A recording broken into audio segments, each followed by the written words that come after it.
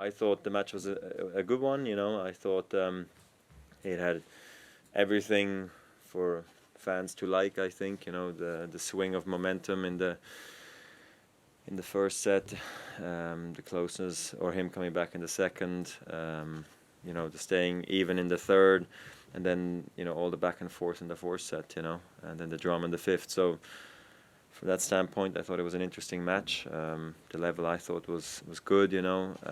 I don't feel I necessarily played my absolute very best, but because I couldn't break for over 3 sets, for me that was disappointing. But I thought Novak played well in those areas, you know, on his serve, and make sure that he didn't have any letdowns there. So no, I thought it was a great match, and I enjoyed it to be part of it.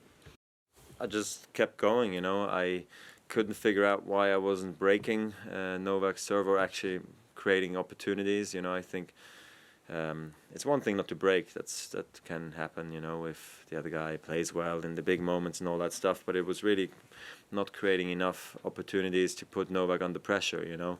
And it's really only until the fourth set, when I was down a break, that I started to understand more how to return him, which was a surprise for me because I've played him that many times, you know.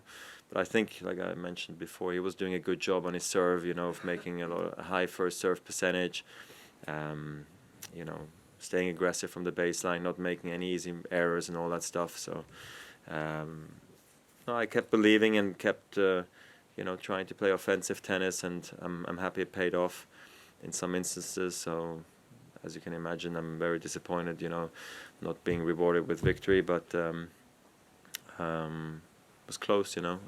Novak deserved it at the end, clearly, but it was extremely close. Just nice being in a Wimbledon finals, #1, you know. Winning or losing, it's always something special and something you'll remember, even more so when the match is as dramatic as it was today. It's even more memorable when I see my kids there with my wife and everything. That's what touched me the most, to be quite honest. The disappointment of the match itself, you know, went pretty quickly. I was sad, you know, for a few minutes, but so happy to see family and a lot of nice ovations from the crowd, you know, that lifted me up and made me feel better, no doubt, you know. So I got over it fairly quickly, you know, but clearly I was very sad, you know, walking off the court, you know, not with the winner's trophy. There is no guarantee that you're going to be ever there again or not, or maybe there's much more to come. It's really impossible to answer that question. I'm very happy to see that with feeling normal, that I can produce a performance like I did the last 2 weeks, and that clearly makes me believe that this was just a stepping stone to many more great things in the future.